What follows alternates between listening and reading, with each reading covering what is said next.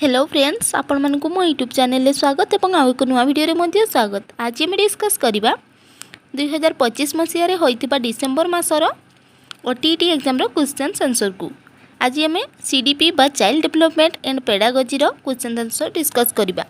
आपण माने जदि आगामी ओटीईटी एग्जाम पई प्रिपरेशन करछन्ते वीडियो को निश्चित देखंतु एवं चैनल रे प्रथम थोर पई देखुतिले सब्सक्राइब करि रखंतु। निम्नोक्त मध्यरु केउटी अर्थपूर्ण शिक्षणर एक उदाहरण अटे।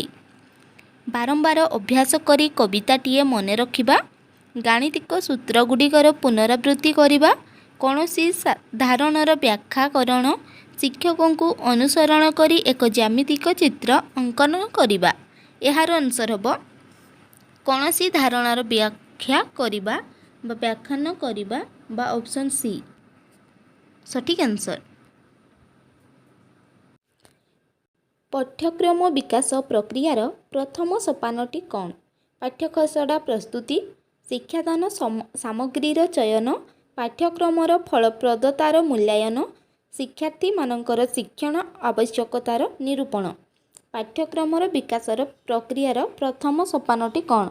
यार प्रथम सोपानटी होची शिक्षार्थी मानकर शिक्षण आवश्यकतार निरूपण करिबा बा ऑप्शन डी।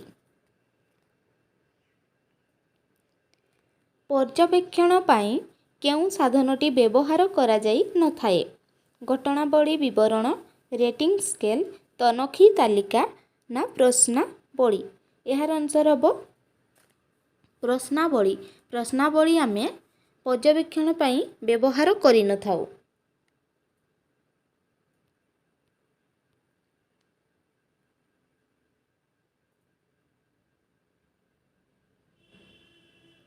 निदानात्मक मूल्यांकनर उद्देश्य कौन? शिक्षार्थीर निर्दिष्ट दुर्बलता चिन्हट करिबा, शिक्षार्थीर सामाजिक शिक्षण उपलब्धि जानिबा, विद्यालयर फलप्रद कार्यकारिता जानिबा, सफलता सूचक सर्टिफिकेट प्रदान। यार आंसर होइजिबो ऑप्शन ए बा शिक्षार्थीर निर्दिष्ट दुर्बलता चिन्हट करिबा निदानात्मक मूल्यांकनर उद्देश्य। निम्नोक्त मध्यरु केउटी एक आवेगर उदाहरण नुहे? क्रोध, भय, शारीरिक कार्य ना प्रेम? आवेगर उदाहरण माने इमोशन। इमोशन कौटी नुहे? शारीरिक कार्य। शारीरिक कार्य आमर कौनसी आवेगिक उदाहरण नुहे। Option C. केउं समय को चाप और कष्टर पर्याय कुहाजाए? कैशारावस्था, बाल्यावस्था ना युवकावस्था ना वृद्धावस्था? स्ट्रेस एंड स्ट्रेन एज होउछि आपण मानकर कैशोरावस्था बा 6 रो ए हेजिबो कैशोरावस्था। पिलाटी केउं अवस्थारे वस्तुर स्थायित्व विषय जानिबा आरंभ करे? शैशवावस्था, आद्य बाल्यावस्था, परवर्ती बाल्यावस्था ना कैशोरावस्था? यार आंसर हेजिबो शैशवावस्था बा चाइल्डहुड टाइम रे से गोटे वस्तुर स्थायित्व विषय जानिबा आरंभ करे। बहुविध बुद्धि तत्वर प्रवक्ता किए? हार्वर्ड गार्डनर, अल्फ्रेड बिने, जीन पियाजे, एल थॉर्नस्टन? यार आंसर हबो हार्वर्ड गार्डनर। बहुविध बुद्धि तत्वर प्रवक्ता होचंती हार्वर्ड गार्डनर।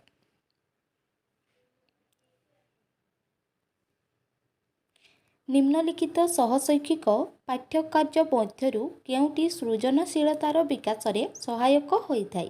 गल्प लिखन, खबरकागज पठन, पाठागार पुस्तक पठन, ग्रिड रे शब्द थियारी, गोलक धंदा? यार उत्तर हबो गल्प लिखन। गल्प लिखन होउची सृजनशीलतार विकास रे सहायक होइथाय।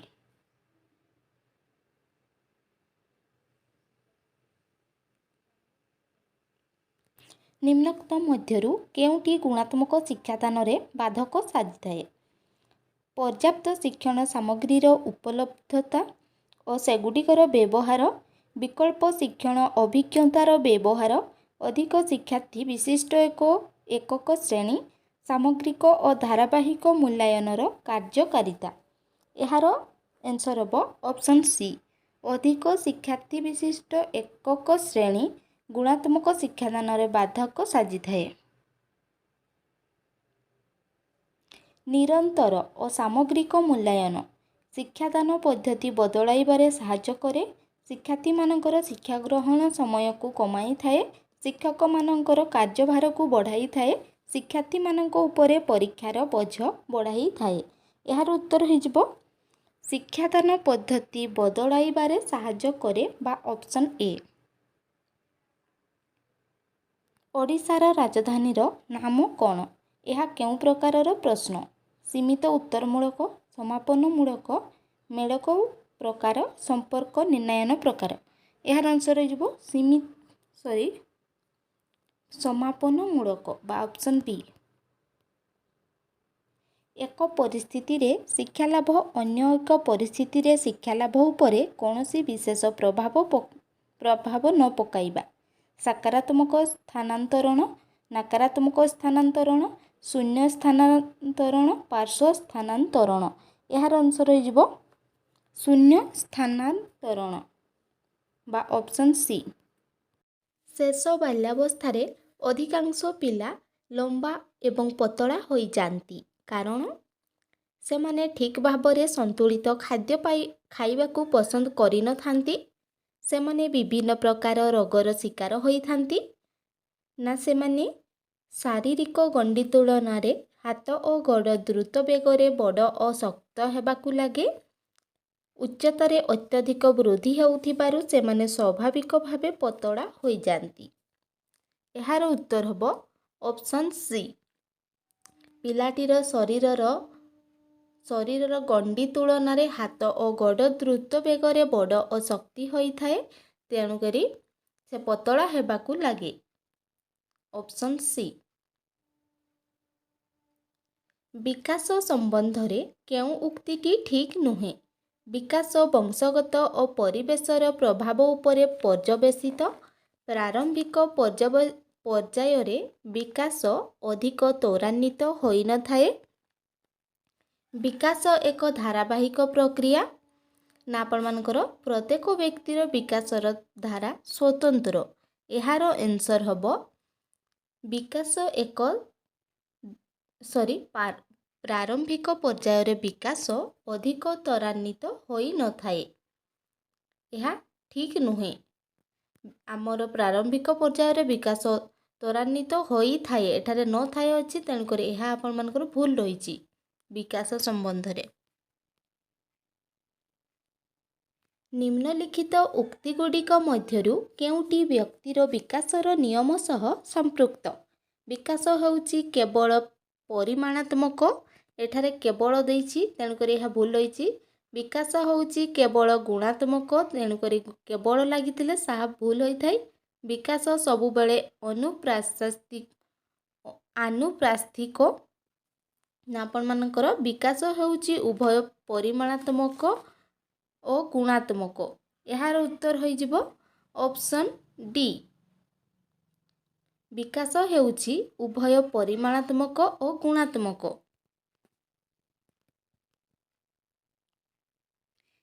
ନିମ୍ନୋକ୍ତ ମଧ୍ୟରୁ କେଉଁଟି ସହପାଠୀ ଶିକ୍ଷଣର ଏକ ଉଦାହରଣ ଅଟେ? ଶ୍ରେଣୀରେ ପାଠ୍ୟପୁସ୍ତକ ପଢ଼ିବା, ଶ୍ରେଣୀରେ ଶିକ୍ଷକଙ୍କୁ ଶୁଣିବା, ଶିକ୍ଷକଙ୍କ ସହାୟତାରେ ନ୍ୟସ୍ତ କାର୍ଯ୍ୟ ସମ୍ପାଦନ କରିବା, ମାନଚିତ୍ର ବ୍ୟବହାର କରି ଦଳରେ ଆଲୋଚନା କରିବା। ଏହାର ଉତ୍ତର ହୋଇଯିବ ଅପସନ୍ ଡି। ମାନଚିତ୍ର ବ୍ୟବହାର କରି ଦଳରେ ଆଲୋଚନା କରିବା ହେଉଛି ସହପାଠୀ ଶିକ୍ଷଣର ଏକ 21, 23, 24 ଏବଂ 27-25ର ମଧ୍ୟମାନ କେତେ? ମଧ୍ୟମାନ କାଢ଼ିବା ବେଳେ ଆମେମାନେ ପ୍ରଥମେ ସଂଖ୍ୟାଗୁଡ଼ିକୁ ଛୋଟରୁ ବଡ଼ କ୍ରମରେ ଲେଖିବା।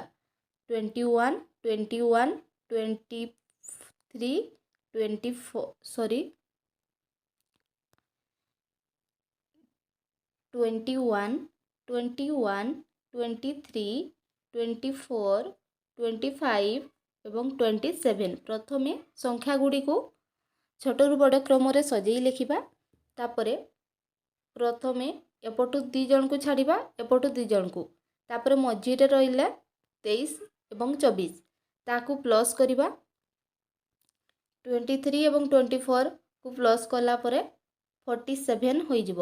47କୁ ଆମେ 2 द्वारा विभाज्य करवा आमर आंसर हो 23.5 तेणुक यार आंसर होगा ऑप्शन डी।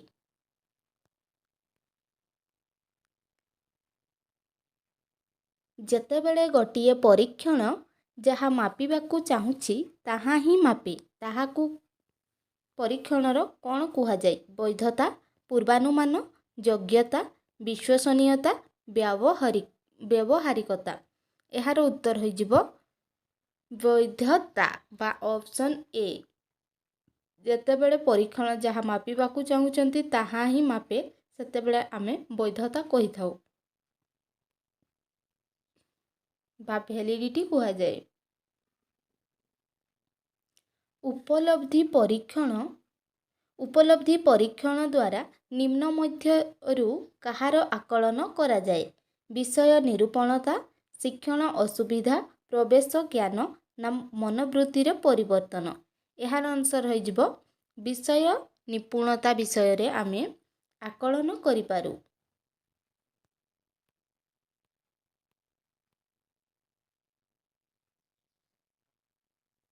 परीक्षणर विश्वसनीयता कहिले कौन बुझाए?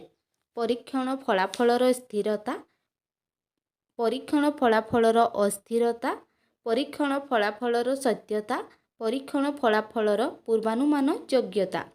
विश्वसनीयता कहिले आमे माने परीक्षण फलाफलर स्थिरता को बुझी थाउ। निम्नलिखित संख्या मानकर मध्यमा केते? एथिरे मध्य आमे माने प्रथमे सानरू बड़ क्रम रे सजेई लेखिबा 21, 22, 26, 27, 28 मध्यमा काढला बेले मन रखिबे डबल बा रिपीट संख्या को थरे लेखिबा। एपटू 2 जन को छाड़िबा एपटू 2 जन को छाड़िबा मझिरे रहिला 26 तेणुक यार आंसर हो ऑप्शन सी बा 26। निम्नोक्त मध्यरु केउटी दृश्य श्राव्य सामग्री? दृश्य एवं श्राव्य दृश्य माने देखि परिबा एवं श्राव्य माने सुनी परिबा। केउटी कलापटा केवल दृश्य, रेडियो केवल श्राव्य, टेलीविजन यार सठिक आंसर। टेलीविजन को आमे देखि पारू एवं सुनी मध्य पारू। निम्नोक्त मध्यरु केउटी पारंपरिक शिक्षण प्रक्रिया सह संपर्कित? शिक्षण शिक्षकर गुणात्मक शिक्षादान उपरे निर्भर करे। शिक्षण निकट परिवेशरु आहरण करुथिबा अनुभूति उपरे निर्भर करे। शिक्षण पिलार सामाजिक और सांस्कृतिक परिस्थिति उपरे निर्भर करे। शिक्षण शिक्षार्थी सहपाठी शिक्षक और पितामाता भाव विनिमय उपरे निर्भर करे। यार आंसर हो ऑप्शन ए। शिक्षण शिक्षकर गुणात्मक शिक्षादान उपरे निर्भर करे।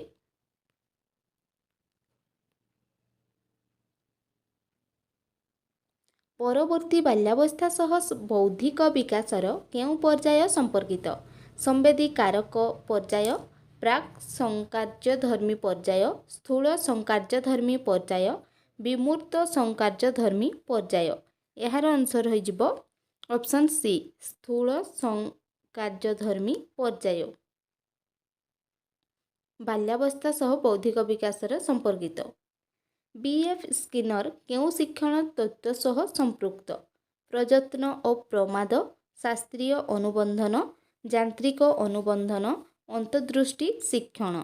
यार उत्तर हो ऑप्शन सी यांत्रिक अनुबंधन द्वारा संपर्कित।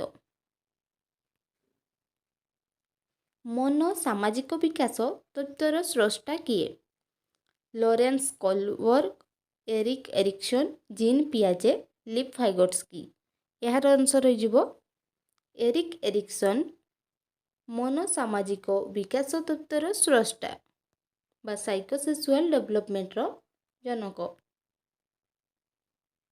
निम्नोक्त मध्यरु केउटी सृजनशील चिंतनर लक्षण अटे?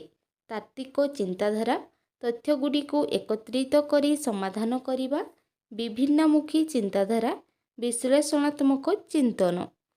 यार आंसर हो ऑप्शन सी विभिन्नमुखी चिंताधारा सृजनशील चिंतनर लक्षण अटे। केउं शिक्षादान पद्धति शिक्षार्थी केन्द्रिक पंथार अंतर्भुक्त नुहे। शिक्षार्थी केन्द्रिक पंथार अंतर्भुक्त नुहे। प्रकल्प पद्धति, व्याख्यान पद्धति, परीक्षण पद्धति, समस्या समाधान पद्धति। यार आंसर हो व्याख्यान पद्धति। व्याख्यान पद्धति रे केवल शिक्षक एक्टिव रुहंती, तेणुक यह शिक्षार्थी केन्द्रिक हम ना, सेठारे शिक्षक केन्द्रिक हम। Option B right answer. आशा करछि वीडियोटी आपको भल लगी जदि लाइक करेंगे और चैनल प्रथम थर देखते सब्सक्राइब कर रखिए। Thank you.